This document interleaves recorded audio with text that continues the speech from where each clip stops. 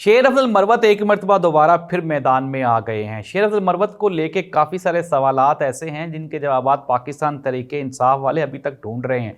लेकिन शेर अफजल मरवत ने कहा कि अगर बांग्लादेश में 4 लाख लोग निकल के इनकलाब ला सकते हैं तो पाकिस्तान में ये क्यों मुमकिन नहीं है। क्या शेर अफजल मरवत एक मरतबा फिर पाकिस्तान तरीके इंसाफ में कोई नई तहरीक शुरू करने जा रहे हैं? क्या शेर अफजल मरवत को मौका मिलेगा या फिर जो मरकजी क़यादत है वो एक मरतबा फिर शेर अफजल मरवत को रोक लेगी? इन तमाम सवालात के जवाब ढूंढेंगे आज के इस प्रोग्राम में।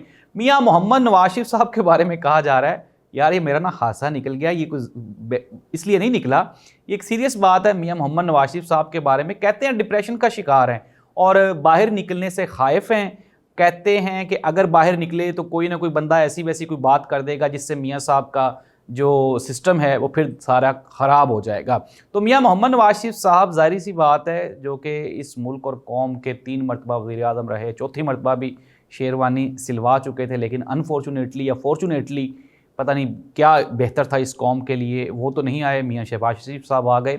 तो मियां मोहम्मद नवाज शरीफ साहब के ख़िलाफ़ ये सारी की सारी प्लानिंग कर कौन रहा है और डिप्रेशन का शिकार क्यों है, इस पे भी हम बात करने जा रहे हैं आज के प्रोग्राम में। नाज़रीन, प्रोग्राम का बाकायदा आगाज़ करते हैं तो सबसे पहले शेर अफजल मरवत के बारे में बात कर लें। शेर अफजल मरवत को गुज़श्ता चंद रोज़ कबल हमने ये सुना था कि पार्टी रुकनीत मुअत्तल कर दी गई। फिर उसके बाद बैरिस्टर गौहर जब इमरान खान साहब से जेल में मिले तो उन्होंने इमरान खान को दोबारा सेटिस्फाई कर लिया और उन्होंने कहा कि जी शेर अफजल मरवत एक ऐसा कारकुन है जिसकी ज़बान थोड़ी सी कंट्रोल में नहीं है, लेकिन ये है कि लॉयल है पाकिस्तान तहरीक इंसाफ के साथ।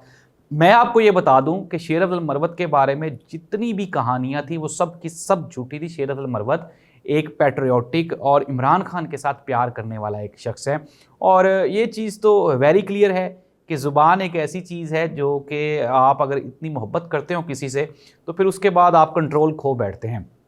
शेर अफजल मरवत के दिल में कभी भी कतन कोई पाकिस्तान तहरीक इंसाफ के ख़िलाफ़ या इमरान खान के ख़िलाफ़ कोई भी ऐसी बात नहीं आई और शेर अफजल मरवत की जितनी प्रोग्रेस है, जितनी कोशिश है वो सबके सामने है। इवन कि अगर हम गुज़श्ता इलेक्शंस की बात करें तो शेर अफजल मरवत ही वो बंदा है जिसने पार्टी में नई रूप फूंकी। इस पर हम कई प्रोग्राम्स कर चुके हैं।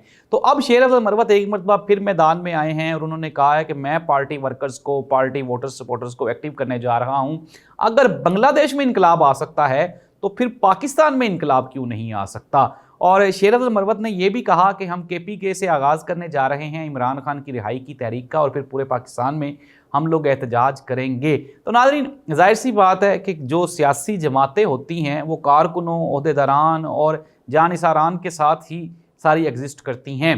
तो अगर जिस तरह से शेर अफजल मरवत एक्टिव हैं और वो इस मरतबा कोशिश कर रहे हैं, अगर ये सारी की सारी चीज़ें एग्जीक्यूट ऐसे ही हो जाती हैं तो इमरान खान की रिहाई कोई इतना कोई बड़ा मसला नहीं है। मुझसे कई लोग सवाल पूछते हैं क्या ये मुमकिन भी है, तो बिल्कुल भी ये मुमकिन है। इमरान खान के ऊपर एक भी ऐसा केस नहीं है जो कि 1 घंटे से ज़्यादा एग्जिस्ट कर सकता हो अगर वो मेरिट पे देखा जाए तो। ये और बात है, काजी फायद ईसा साहब हमारे इलेक्शन कमिश्नर ऑफ पाकिस्तान, हमारे कुछ चंद एक बड़े ताकतवर लोग वो इमरान खान के साथ ज़ाती क्लैश रखते हैं, ज़ाती रंजिश रखते हैं और इसी ज़ाती रंजिश और दुश्मनी की वजह से उन्होंने इस मुल्क का भी नुकसान किया है और पाकिस्तान के पूरे जुडिशल सिस्टम का, पाकिस्तान के ये जो आइनी सिस्टम है इसका, पाकिस्तान के पॉलिटिकल सिस्टम का बेड़ा गर्क करने में सिर्फ और सिर्फ इमरान खान की ज़ाती दुश्मनी इन लोगों को यहाँ तक लेके आई है। अदरवाइज़ कोई इतना कोई मसला नहीं था। इमरान खान की सूरत में पाकिस्तान को 3.5 साल जो एक वज़ीर आज़म मिला वो एक ऐसा वज़ीर आज़म था जिसको आप पूरी दुनिया में रिप्रेजेंट कर सकते थे, पूरी दुनिया में दिखा सकते थे, क्योंकि इमरान खान की जो उनकी पूरी दुनिया की वो गुड बुक में है और पूरी दुनिया उनकी इज़्ज़त इसलिए करती है कि वो एक ईमानदार शख्स है।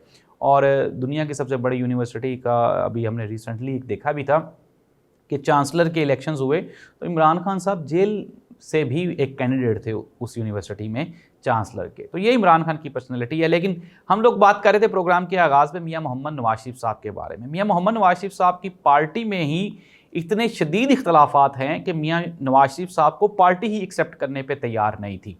इवन के अगर हम बात कर लें शाहिद खाकान अब्बासी साहब की, तो मियां नवाज शरीफ साहब ने अपनी जगह पे इनको वज़ीर आज़म पाकिस्तान लगवाया था, लेकिन शाहिद खाकान अब्बासी ने ये कहकर पार्टी में रहने से इनकार कर दिया कि मैं बच्चों की ज़ेर सरपरस्ती अपनी सियासत को कंटिन्यू नहीं कर सकता। उन्होंने एक नई सियासी जमात भी बना ली है और मोस्टली उसमें मुफ्ता इस्माइल और शाहिद खाकान अब्बासी समेत और भी कई मुस्लिम लीग नून के ऐसे कारकुन और अहदेदारान जो कि नाराज़ हैं पार्टी की मौजूदा पॉलिसीज़ से वो उसको ज्वाइन भी कर रहे हैं। और आने वाले दिनों में आप देखेंगे कि ये मैंने आपको एक ब्रेकिंग न्यूज़ दी थी अपने एक प्रोग्राम में कि अब जो हालात हैं, ये हुकूमत बेचारी इतनी बदनाम हो जाएगी कि जब अगली मर्तबा नून लीग इलेक्शंस में जाएगी तो शायद वो नून लीग ही ना हो, पाकिस्तान मुस्लिम लीग नून के नाम से वो जाए ही ना, शेर के निशान से ही ना जाए, क्योंकि एक जमात वो खड़ी रहेगी शेर के निशान और नून लीग के नाम से, फिर उसके मुकाबले में एक ग्रुप खड़ा होगा जो कि इसी के जो हामी होंगे, मियां नवाज शरीफ साहब के और शहबाज शरीफ साहब के, वो एक अलग से जमात जिस तरह वो बन भी गई शाहिद खाकान अब्बासी साहब की सरबराही में।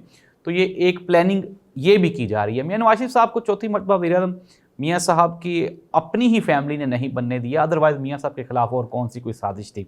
मियां साहब आए, मियां साहब का वो आप ये कह लें कि एक लंबे अरसे के एब्सकॉन्डर थे मियां साहब, मफरूर थे अदालतों से, लेकिन आते ही मियां साहब को जितने भी मियां साहब के केसेस थे वो ख़त्म हो गए। फिर मियां साहब की बायोमेट्रिक के लिए एयरपोर्ट पे हमारा पूरे का पूरा हमला चला गया और मियां साहब का जहाज़ भी उतरा, मियां साहब ने जलसा भी किया। मियां साहब को वो अवामी पजीराई नहीं मिल सकी जो मियां साहब एक्सपेक्ट कर रहे थे, और उसकी एक बड़ी वजह ये थी कि इमरान खान ने इन गुज़श्ता 8-10 सालों में जो अवाम में अवेयरनेस फैलाई और ख़ुसूसन मुस्लिम लीग नून और पीपल्स पार्टी के ख़िलाफ़ जो करप्शन के सबूत थे वो अवाम तक इतने आम कर दिए कि अब अवाम किसी भी सूरत में इनके ऊपर एतमाद करने के लिए तैयार नहीं है। एक चीज़ तो मैं आपको और क्लियर कर दूं, वो ये है कि इमरान खान इलेक्शन लड़े या ना लड़े, लेकिन मैं आपको एक बड़ी खबर दे रहा हूँ कि इमरान खान इलेक्शन लड़े या ना लड़े, इमरान खान मैदान में हो या ना हो, लेकिन अब ये अवाम पाकिस्तान मुस्लिम लीग नून और पाकिस्तान पीपल्स पार्टी को वोट नहीं डालेंगे। ना ही तो अब आसिफ अली जरदारी साहब की पॉलिसीज़ को लोग फॉलो करने पे, उन पे एतमाद करने पे, यकीन करने के लिए तैयार हैं, और ना ही मियां नवाज शरीफ साहब का चूरन अब बिकने वाला है।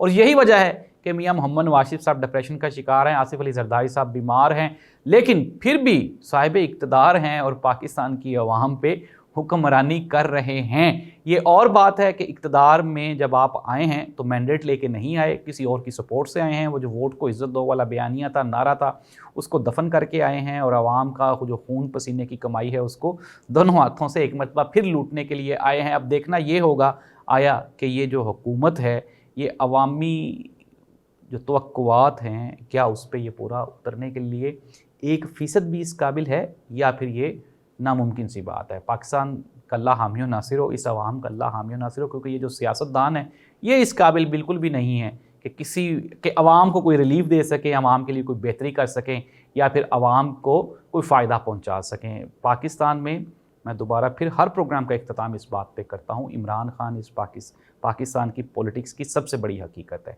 पाकिस्तान में जो इकनॉमिकल रिफॉर्म्स हैं और मुआशी इस्तेहकाम, वो सियासी इस्तेहकाम के बाद मुमकिन है, और सियासी इस्तेहकाम इमरान खान के साथ बातचीत से मुमकिन है। अल्लाह इस मुल्क का हामी नासिर हो। अल्लाह हाफ़िज़।